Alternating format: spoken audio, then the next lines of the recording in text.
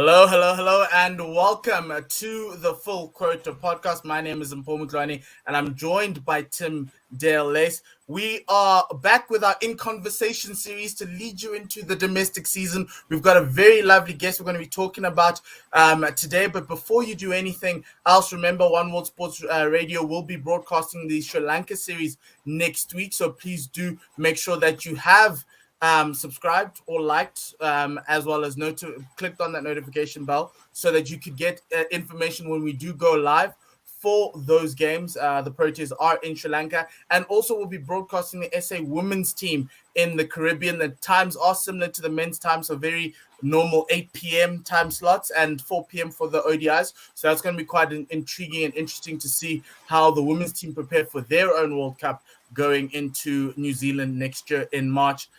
Tim, how are you doing, my man? It's been 2 days. I'm doing really good. I don't know if anyone else saw that I tweeted earlier today that we have a guest who was with Craig Govender, who we interviewed a few weeks ago in the Caribbean. So, without further ado, we have Sarel Erwee. Yes, we do. Hi, Sarel. Welcome. Hello, guys. To the Full Quota Podcast. How are you doing? Yeah, good. Thanks. Thanks very much for having me on your show. Nice to see put some names to faces. That's really good. Yeah, Tim's the guy. For those who don't know, if you didn't know and you're living under a rock, Sarel Erwee had a really good season last year. Scored 569 runs in the 4-day series. He was the 7th highest run scorer, and his runs got him into the Proteas squad that played against Sri Lanka, Pakistan, as well as got him to the Caribbean, which is probably one of the best holiday Sarel's ever been on, but we'll ask him about that.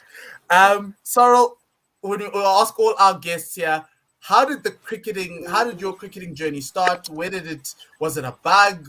How did you get into the game? Sure. I just started at primary school, I guess. You obviously get to choose some summer sports, and I think I picked up, let's try to smash this thing as far as you can. Ended up playing, back in the day, it was called Baker's Mini Cricket. I know it's KFC Mini Cricket at the moment. But you play Baker's Mini Cricket, you're on a big field with all your mates, and you whack the ball, and there's no boundaries, so you just run. And I think I enjoyed that. Everyone gets a chance to bat. Everyone gets a chance to bowl. So that's where my journey started, and that's where the love of the game started for me. And once you had got that love of the game, where did the progression start? When did you realize, okay, this is not just a bit of fun, I can actually make a serious go at this. This can actually be a professional. I can take this professionally and take this to the next level. When did that start to happen for you? Yeah, I think during my school years, I was playing first team cricket, high school, quite early on in my high school career, from grade 9, grade 10, grade 11, obviously, and then grade 12. So I kind of had a feeling that, this is something I could pursue after school. So, I put in a bit of work and a bit of focus into it during school, and then kind of left school. And a lot of people do gap years, then they go to varsity. I came to the Dolphins Academy and thought that, this is how I'm going to progress my career, and kind of went fell to the wayside, went to varsity college, and just kind of, just got caught up, in off-field goodies, should I say. And, cricket didn't really work out for me, but came back to Maritzburg, stayed with my parents for a year or two, and, got into the inland side and was really doing nicely. I'd really started then kind of putting focus into my cricket. I just felt like I was wasting a talent, and all the hard work I'd done the years before, at school and at the Dolphins Academy.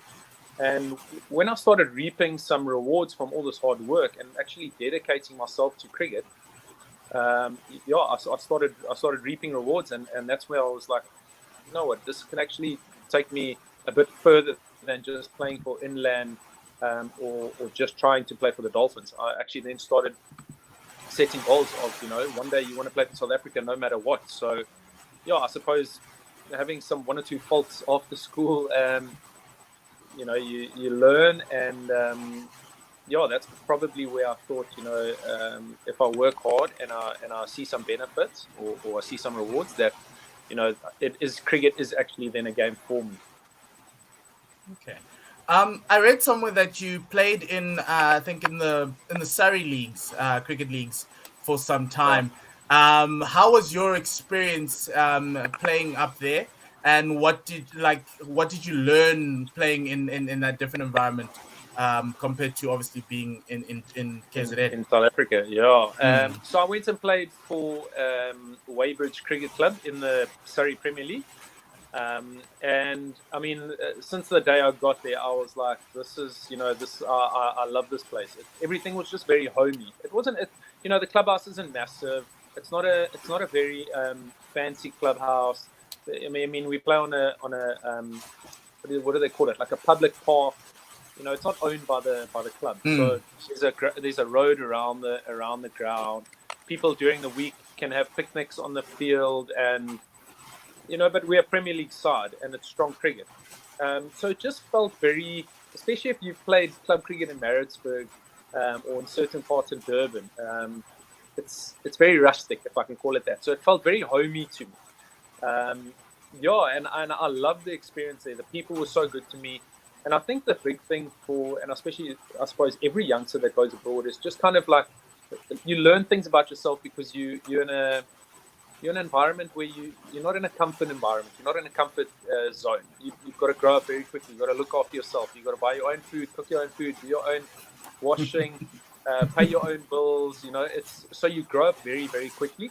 So you start learning, mental aspects of yourself that you didn't think you had, because you don't have a choice. It's just you've got to do certain things. So I think growing up and just showing having a bit of independence, I think was very good for me, that side. And I started making really good friends off the field. So everything can, obviously, for us as cricketers, it's just about cricket, but there's obviously a life after cricket and away from the cricket field. And I think I experienced that quite well, and I was fortunate to experience life off the cricket field as nicely or as well as I did. And I think it just made me grow up very, very quickly and realize that it's not just all about cricket and what your name is and what comes with cricket. It's there's life away from the cricket field, and you grow up quickly.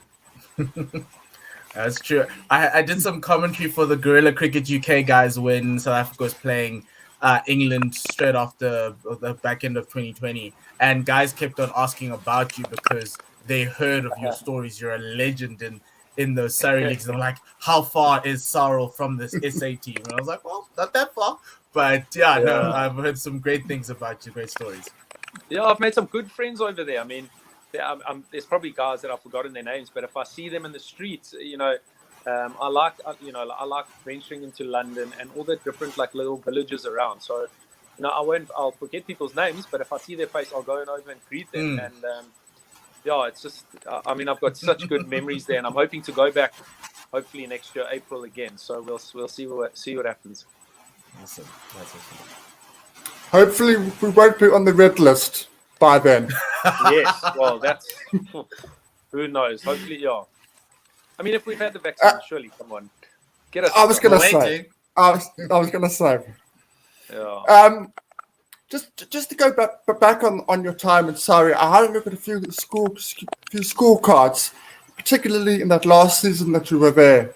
You played against people like Ollie Pope, who's now a feature on the England side.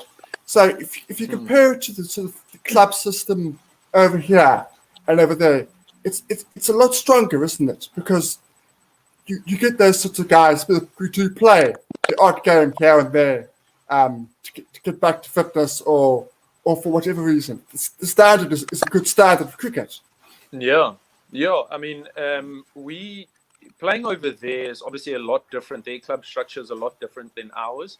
And they put a lot of focus into their club structure. So whenever the Surrey guys weren't playing over the weekend, or they didn't have a game 3 days or 2 days after a Saturday, they would actually come out and play club cricket, which actually strengthens your club system quite nicely.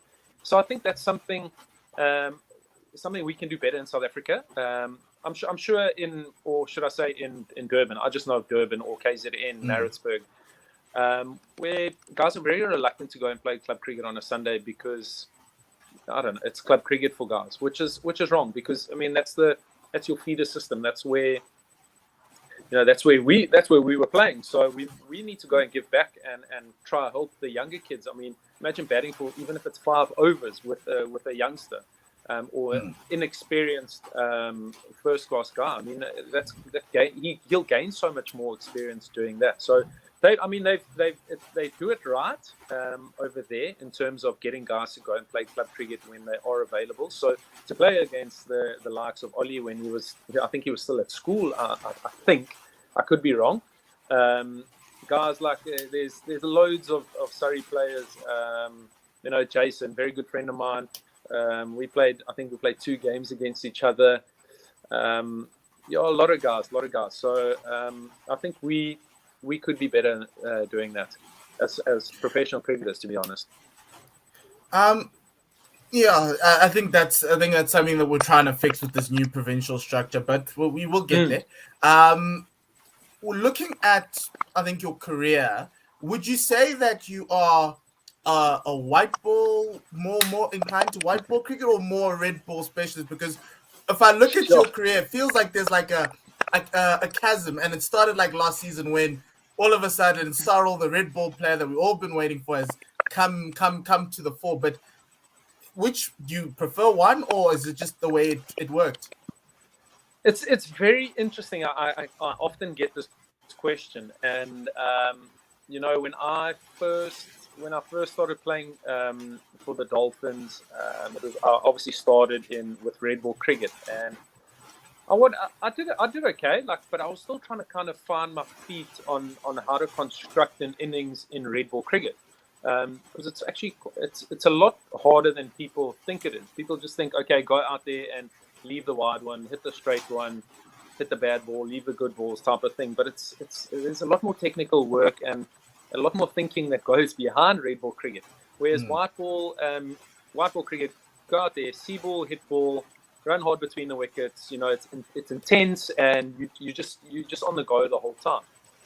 And I actually, if we look at my because we're talking about stats now, if we look at my white ball Momentum One Day Cup stats, they're actually quite good. Well, they are. I'm not trying to be arrogant or anything, but they're actually quite good. It's my amateur stats that actually makes my all-round stats not look so good, which is very interesting. But so for me, I started off really enjoying white ball cricket, at the Dolphins in Momentum One Day Cup cricket and 2020 cricket. Like, I just felt I could just express myself and just be me, just whack the ball, play all these extravagant shots, and I just wanted to express myself. So it was brilliant. But I think over the years, I'd probably say over the last 24 months, I've really grown into red ball cricket. I've kind of found the process. I've worked really hard at it. So I'm enjoying that process. So at the moment, and I suppose I probably have to say this because I'm in a test squad, or I was in a test squad, but I'm leaning towards a red ball cricket. So let's say that I must say one day cricket's not very far behind. Let's go 51-49 red ball cricket. 51-49. I'm with you. Yeah. I'm happy with that. That's good. I'm happy with that. Okay, so let's talk about that protest call up. Where did it happen? How did it happen? When did you get that call up? What were your emotions? I think I've just lost you guys there. Sarel, Tim was just asking about your protest call up. Where were you when you received the news that you made it into the Proteas team? Oh, sorry, it's just a bit. Sorry. Okay, I think you just wanted to know where I was when I received the caller. Sorry, it was just a bit. Yeah. Yes. Yeah. So the first time I was actually we had a day off on the Friday. I think it was a Friday. We got given the day off. It has been quite a tough week. So I decided, my dad just had a shoulder replacement operation in Pietermaritzburg. So I said to my fiance, I'm going to actually drive through, go see my parents. I haven't seen them in a while. Let me just go spend the day with them. And got there early morning, and my dad's like, well, I'm just on my way to some physio. So I was like, okay, well, get in the car. I'll take you quickly, and at least I can spend some time with you. Otherwise, I'm going to have to sit here and wait. And so anyway, I drove him there, and we just started chatting cricket and started actually talking about this test series. Sri Lanka's coming here. You know, it's quite exciting. Bit of international cricket again in South Africa. And yeah, halfway through a session, I was sitting there just scrolling through Twitter, and I looked. There was a press release, or Cricket South Africa released the squad. So I kind of was like, okay, well, let me see who's made it. Obviously, the normals from our team, Cash, and we're obviously expecting Keegan to be in that squad. So yeah, just kind of scroll, try to look through, and then at the bottom, I was like, no way, is that me? So I was very shocked. Honestly, I was blown away. I could not believe it. So I actually jumped up and I tried to show my dad without like making any like a racket in the practice or anything. Like, anyway, I just showed him. I don't know actually if he saw, because he just kind of like frowned and then kind of looked at the lady, and like they kept doing their thing. So I ran outside, phoned my mom, phoned my fiance, my gran, all the family first. And it was quite an emotional phone call to them, to be honest. I think they're the closest people that have known what I've gone through over the last 18 months or so. It's been a very roller coaster ride off the field. So yeah, for them it was probably more exciting, or more probably a happier moment for them. That's an Awesome. amazing story. Awesome. That's really good to hear. Well, I wasn't surprised after you put the lines to the sword with that 199. I was like, okay, well, it's about time, and you cannot ignore such a very good score. Speaking about that, let's actually talk about that. So that 199, it was the first game of the season. What was going through your mind, like when you got past the what was it when you realized that actually no, I could put this team to bed? Sure. I'll tell you what. I'm supposed you can speak to any batsman. That first game of the season's a nervy one, because you do all the hard work in the off season, and all you want to do is you just want to get off the mark and just kind of settle into your innings. And I got off to quite a good start, quite a flying start. And I think, from what I can remember, I played a reverse sweep off Panky, and I was just like, today's the day. Today I'm going to make sure I get a big one. I don't know what it was about that shot, but I was just like, today's the day. Like, I don't know, something was just in my head. I'll remember that for a very long time. And when I got to 100, it was I was probably relieved to get there, but also I think I had a little celebration. It wasn't anything over the top, because I knew that we had a job to do, and them, the Lions were a very strong side. They were the 4-day trophy holders, and with a lot of South African players in their side. So you want to make a statement, especially with us as the Dolphins at home, spinning conditions. We wanted to really, really set the tone and send a message to the other side. So for me, as an opener and a guy that was in that position, to be able to lead the team to that position, I made sure I dug in and I did what I had to do to get our side to a good position. Awesome. You talk a lot about the Dolphins and a lot about how happy you are sort of the last sort of 24 months. Tell us what it's like to work with Imran Khan as a coach. I've interviewed him on a different broadcast. I found him to quite be a sort of very engaging individual. So just tell us about him and the way he goes about things with you guys at the Dolphins. Imran, I mean, I first got to play with him, at the Dolphins. Actually, I started opening the batting with him. So I got to know him quite well. And he's just one of those good human beings. I don't think he has a bad bone in his body, to be very honest. And he's such a calming person. He's just got a calm nature. Nothing flusters him. It's incredible. To work with him, I mean, he's so knowledgeable. It's ridiculous. The cricketer Imran Khan that I know, and then our coach Imran Khan, it's like it's two completely different people. It's incredible. And a lot of guys that have played with Imi and now see him as a coach will understand what I'm saying.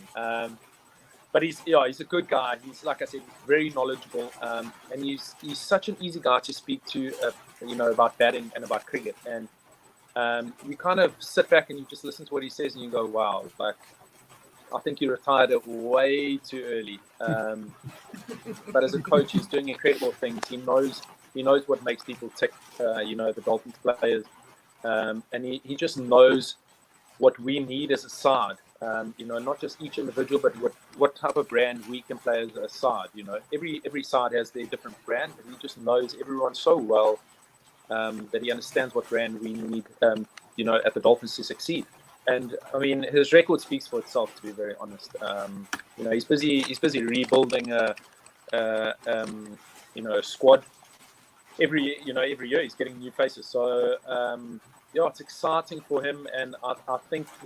I don't think we're going to see him in the franchise circuit for much longer, to be honest. I'd like to see him for at least another year or two, but I think he's wasted at franchise level, to be very honest. Yeah, when I spoke to him, that was my concern. I said, "This guy's on a different level." He spoke I was so impressed with him when I interviewed him. It was as I say, I agree. I think in a couple of years down the line, he's going to be flying the roost somewhere else. Yeah. Hopefully in South Africa. Or for yes, South hopefully Africa. in South Africa. Yes, all for South Africa. Well, he did go to Pakistan as part of that coaching side team there for the limited overs team, which I thought was really good. Very good exposure. Speaking about it is, and that's what you need, and even the players in the franchise circuit require that. Speaking about that exposure, so you arrive in the Proteas camp. What was your thoughts when you arrived? Sure, my first tour, I was very nervous. It's a national side. You're always reading about them. You're always seeing pictures. You're in the stands watching them, or you're watching their bus drive past. On the way to the ground, or you see them at training sessions, or you're bowling to them as youngsters. So it was. I was very, very nervous, and my first little interaction with Sri Lanka, I just tried to. I just stayed very quiet. I observed from a bit of a distance, just try to kind of get a feel of certain personalities, the people that I'll be sharing a change room with, and just spending most of my days with, being in a bubble. So I just try to kind of see what makes certain people tick. Who can you have a little joke with? Who can you be serious with? Who's approachable? Who's a bit drawn back, or just reserved, should I say? But it was. I think I went about it the right way, because the next trip I was a bit more. I then figured out, okay, this is a guy I can go and speak to, or this is a guy I can have a laugh with, this is a guy I can have a drink with. Different conversations I can have with different guys. And by the third trip, it was just, I think you're so comfortable with everyone, you can do anything with everyone. That great bunch of guys in that group, and I'm so grateful that I got to experience those 3 trips. I learned things that I don't think I've ever thought of. At franchise cricket or an amateur cricket, or that anyone's ever told me. First trip, very nervous, but came out my shell as the trips went on. I think you have, hopefully hopefully more to come. Yeah, exactly. I'm holding plans. I've just got to keep scoring runs, and good things will happen. Indeed. That is very true. Obviously, your father's had a big influence on your career, and I've read elsewhere that you said that was the case. Was there anybody else in your career that had a similar influence on your career, either as a coach or player or somebody else within your career that's been influential? Yeah, I mean, you mentioned my dad. I think I was very fortunate that he had played, back in the day, I don't think it was as professional as it is now, rugby for Natal. So he made mistakes, and he tried to teach me not to make the same mistakes. And just try to instill the discipline that you needed to make it in a career in sport or career off the field, wherever it may be. And then I was very fortunate enough to, throughout the times in my life or phases in my career, I had different people, that were very influential. But I mean, to this day, I still, I think I owe Grant Morgan and Shane Berger a hell of a lot. They were very influential, such good people that they kind of like just understood what made me tick, and how they could get the best out of me. A lot of people are just like aggressive, like, you got to do this, do that. But it was more a case of, okay, well, we're going to sit down, like, how do you want to go about things?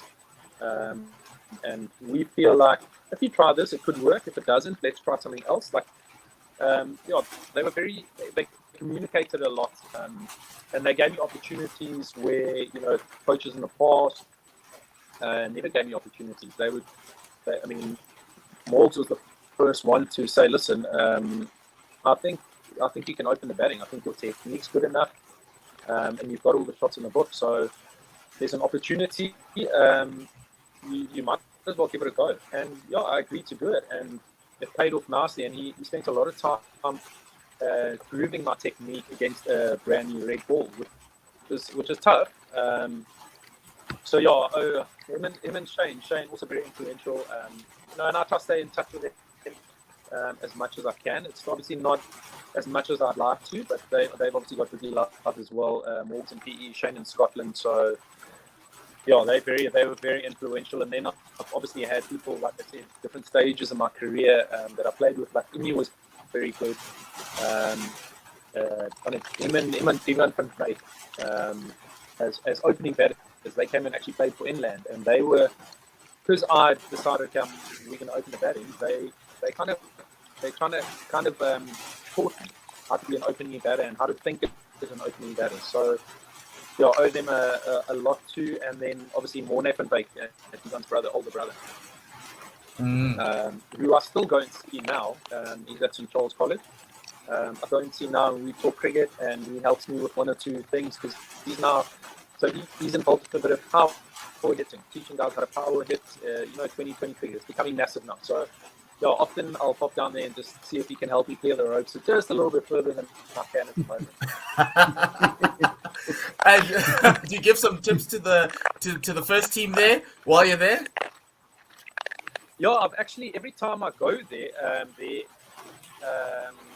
Master in Charge of Sports, Rowan Irons, and he gets me down to their nets, or gets them to come and have a look how I'm training in their indoor center, and then you just chat to guys. One guy that I really got along with very well from the first team at St. Charles is actually Wesley. I can't remember. I can't pronounce his surname correctly. Calentianos. But he's the all-rounder that plays for Zimbabwe. Oh. I think it's Wesley Madavere. Madavere, yes. Yes. And he was such a kind guy. Every time I came and saw the guys at St. Charles, yes sir, thank you sir. And I'm like, I'm not sir, I'm not much older than you guys, please. But he was always one that was asking questions and wanted to learn and get better. So it's nice to see him doing very nicely on the international circuit. Yeah, no, that is very true. I think he's one of the bright lights in Zimbabwe, which is quite exciting. Yeah. Speaking about the new season, you mentioned that obviously Imran Khan's got new players to deal with. I'm trying to sort out my I think the crackling's on my end. But how's the team shaping up for this new season? Yeah, listen, we've done a lot of work. The new guys, I think, have got a bit of a shock to the system. Actually, how hard us Durban guys work, because people think of us Durban guys as so laid back, and we're at the beach, and we're only 5 minutes away from the ground, and everything's chill. But our strength and conditioning coach, he's shocked their systems quite nicely.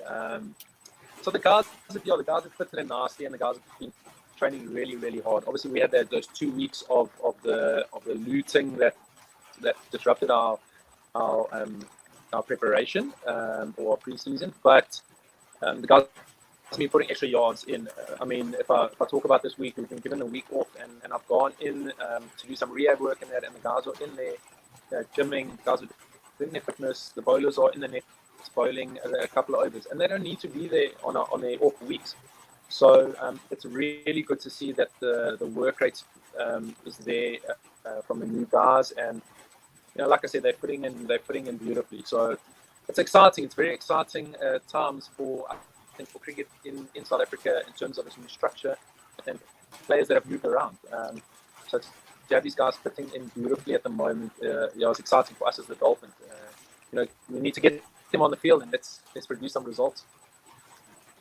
That's what captain say. Let's get them onto the field. Indeed, yeah. I'm a big fan of Jason Smith, and I'm actually delighted that he's made the move up to you guys. I'm really looking forward to seeing what Imi can do with him. I'm just hoping that he's going to focus on his batting. But just moving forward, do you have any particular goals in line for the season for the Dolphins? Have you got a goal in mind that you want to achieve? Any milestones around the corner that you want to hit? Me personally, or the Dolphins? Yes, or no, you personally. Have you got? What are your goals for the season? Personally, I just want to be as consistent as possible. I just had a one-on-one meeting with Imran this week, and that's one of the things we want to have, like a real breakout season. Like I've been consistently doing just nicely, I've been helping the team nicely, but we want to really okay, sure, this guy's actually doing double what everyone else is doing. Well, okay, I'll say double, but not really. But he's just doing it's been like an outstanding season. A lot of people say, okay, he's got 200s or 300s, he's had an outstanding season. I think we want to up the ante a bit by being a bit more consistent in how many runs we're going to score or how many milestones we're going to reach. I think just keep being consistent as possible in white ball format. I think I've been very consistent in white ball cricket, but red ball cricket has kind of been a little bit of a roller coaster ride. And I think all the things that I've been working on and the things that I've learned over the last 18 months, I think that at some stage and I trust that it will come good. So, I'm hoping and trusting that it's, and optimistic actually, that it will be this season. I'm in a good headspace. Technically worked on a few things, and things are working well. So, like I said, just very consistent in all formats, very consistent in the runs that I'm producing, and just keep producing results for the team or runs for the team, so that we can keep winning trophies. I think people are going to. Well, the teams are going to come for us this season, so we're going to have to be, we're going to have to be right on the button from ball one. Well, yeah, now you become the hunted, which is going to be quite cool to see. And also very good to see that you're wanting to improve on last year, where I felt last year was a breakout season for you, because I think not a lot of people can say they scored 569 runs in 4-day cricket in last season. In 4-day cricket in South Africa in a season. So improvements from there, Sarel, we gladly would want to see that for you, because I think that will put you up. There are a lot of openers in South Africa. That's one thing I think we're blessed with. But last season, you put your hand up and you got there. But my last question is, I'll take you back a couple of years, a tournament in Asia called the Hong Kong Sixers. How was that, and how did that come about? Oh, that was, I tell you what, I wish I could go every single year. I think we were the last team again. I mean, they didn't have it for how many years, and then they had one, which I was lucky enough to go to, and then they haven't had it again they haven't had it again. So it's quite sad, because I mean, the support we got there, the people are lovely, the place is incredible, and it was so much fun. I must say, it was one of the coolest, funnest weekends of cricket I've had in a very long time. It's, and we had a nice bunch of guys. Cashel was our coach, and he was chilled. Everyone was chilled. Everyone was just kind of like, go out and just enjoy it. And that's what we did. It was a lot of fun with mates. I'd love to go back. Or I'd love to, I don't know, maybe South Africa should start have a similar tournament. That's good. We'll do South African Sixers or something like that. That makes sense. Makes sense. And it does. Do it in the bush in the Kruger National Park or something like that. Oh, that would be very nice. That would be very nice. No, Sarel, I think we've reached the end of our interview. I just want to say thank you very much for joining us. Wish you all the best for the new season. We'd like to see a lot more runs from you, because I think you have a fan in all of us here at One World Sports. Really, really love watching you bat and seeing you come through, because it's your route isn't the most traditional route, but your hard work is what's putting you up there, and that's what we admire. So we want to say thank you very much and all the best for the future. I appreciate it, Paul. Thank you so much. I really do appreciate it, guys. Thanks for having me on your show. Thanks, Sarel. Thank you very much, Sarel. Right. We'll chat later. Just, God bless and bye. Yes. Tim, what did you think? Well, before that, let us. Hi everyone, I'm Denisha Devnarayan, and you're watching the Full Quota Podcast on One World Sports Radio. Tim, as we do promos now and everything else, Yeah. Conversation. Promos out the way. That was good. He comes across as just as I expected, a calm, assured, quiet guy, but absolutely determined. He looks like a man who's absolutely determined to get that Proteas cap out of the way. He wants to make sure he can tell everybody that he deserves to get that shot. Look, he's was good. that dude out, and as a Lion supporter, it hurts me that he's not necessarily playing up on the high felt, but really, really amazing guy, and really, really awesome. Tim, there's one last thing that you wanted to chat about. Some news out of Zimbabwe. Sean Irvine has retired. What are your thoughts around that? He said quite a lot, but just unpack it for us, because I also have an opinion on this one as well. Okay, so the coach and the director of cricket, who is Hilton Masakatsa, former player, a couple of weeks ago, they announced their squads to go to Scotland and Ireland. And in those squads, they dropped Brendan Taylor, Sikandar Raza from the T20 squads in a decision where they said they were going to go through for youngsters. And I think that precipitated a lot of unrest, which had been building up before that within the senior players in particular. And what happened yesterday is Sean Williams, who is the Test captain, and he basically has retired from cricket from Zimbabwe. And I have the quotes here. He says, I can't see a way forward under the coach. The environment he has created in the team is bad. There is too much talking and backbiting, which could create mistrust. I will not back down from anyone. My concern, though, is for the future of the rest of the players. And if Zimbabwe cricket don't do something, more players will leave. So that is fair to say that was a fairly big bombshell in Zimbabwe cricket. And they've had a lot of bombshells in the last 20 years. Yes, yeah. Yeah, I think it's just disappointing to hear about what's happening in them, because they were kind of turning the corner. Yes, they didn't necessarily qualify for the World T20, but they were preparing themselves, getting games against bigger nations, being able to travel. They were supposed to go to Ireland. I don't know if that's the tour that he's resigned from. And things were looking up. They got a really, really great crop of talent. The Colpack's also now gone away, so therefore there's a lot more Zimbabwean talent looking to international cricket. This just sets them back a little bit. And like what we spoke about on Tuesday, a lot of this information regarding team culture in the South African team is just not good to hear when you're wanting to take those forward steps going forward.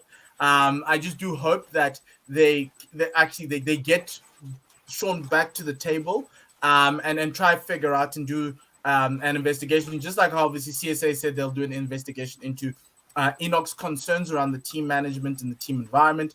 Similar, you just want those things to come through, and you want someone who's got the players' interests at heart. The thing about it is that I think world sport has moved from, I think the only sport in the world that's still very coach dependent is the NFL, but that's who Americans are. Whereas every sport in the world is now more about player power and player health. We'll talk about mental health. We talk about all of these things, and it's just really disappointing to see that, some things are still there's still that team cultures that are not inclusive, that are not necessarily helpful towards the players.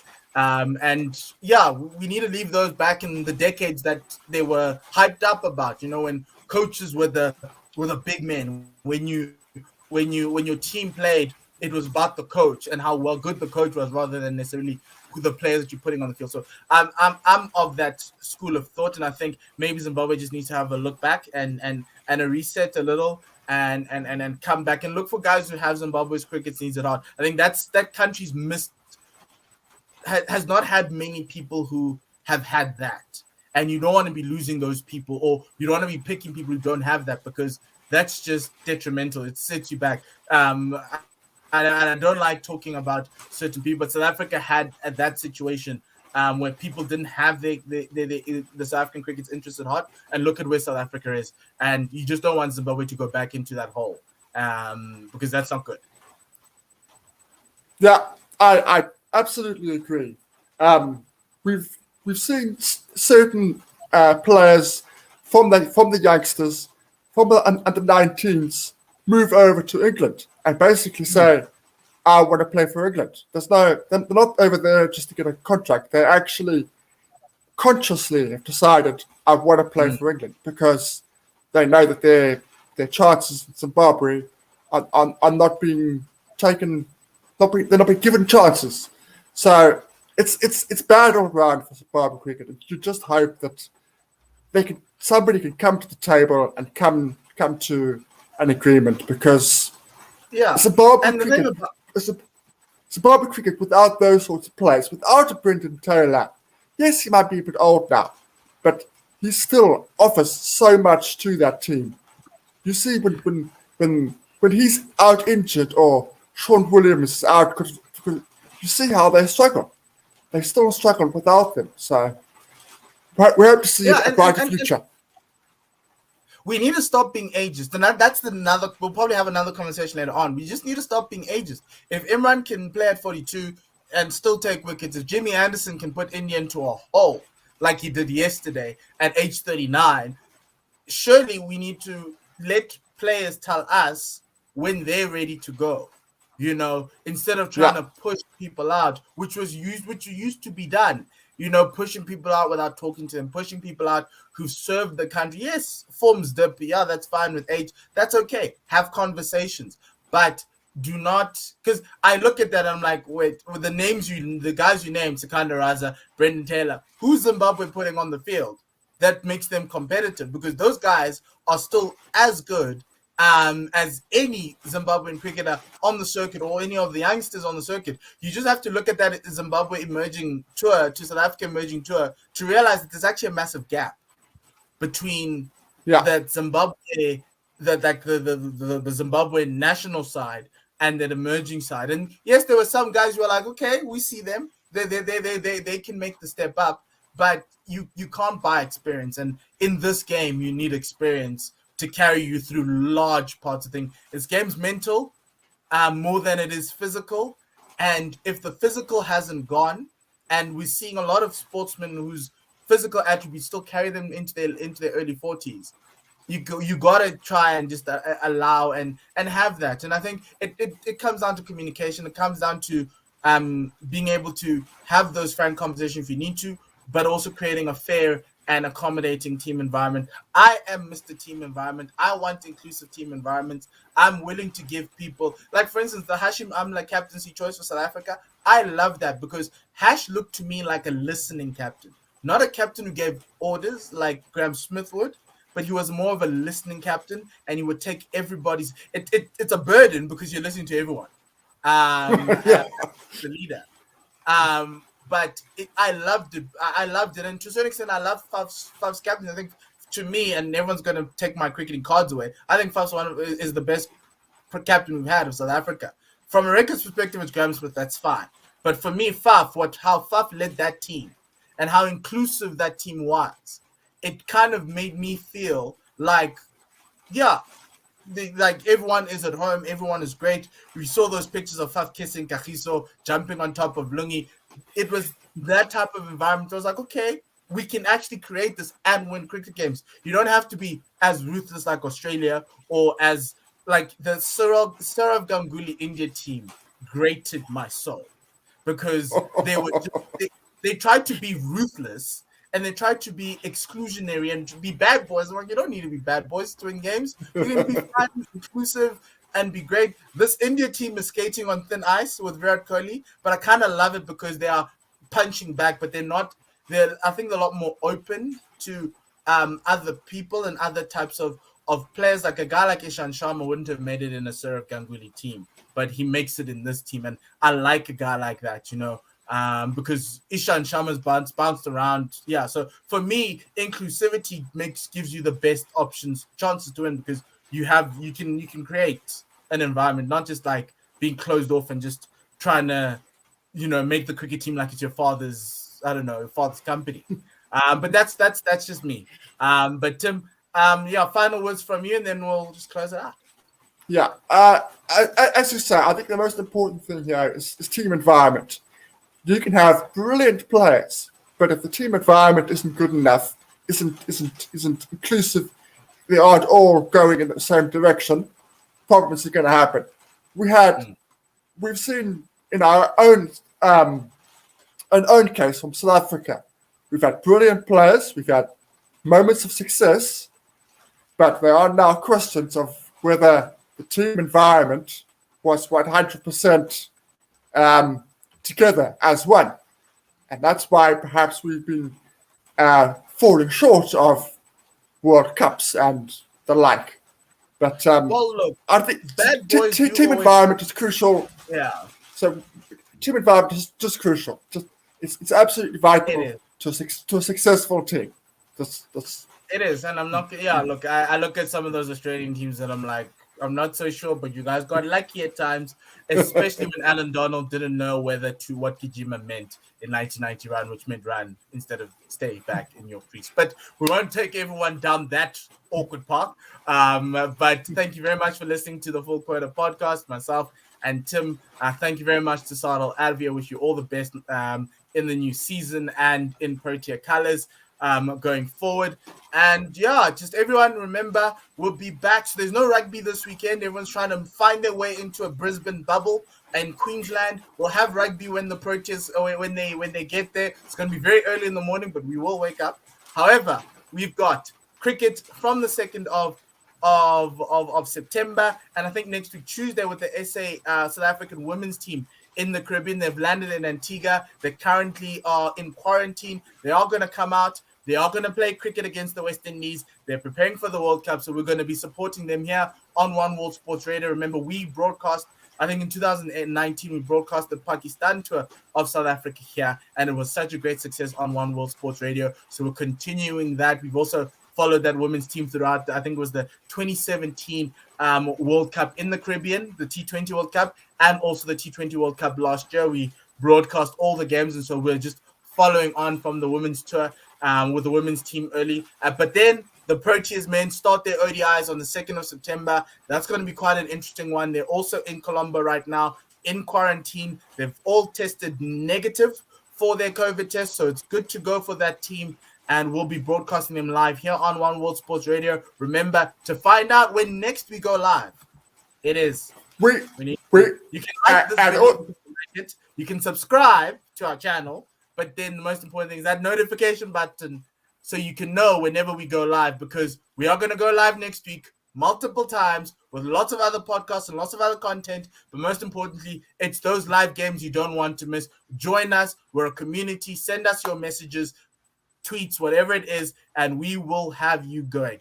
Yeah, that's what it is. One World Sports Radio. Thank you very much, Tim. Have a good afternoon, good evening, and most importantly, Nesale Kakahiso.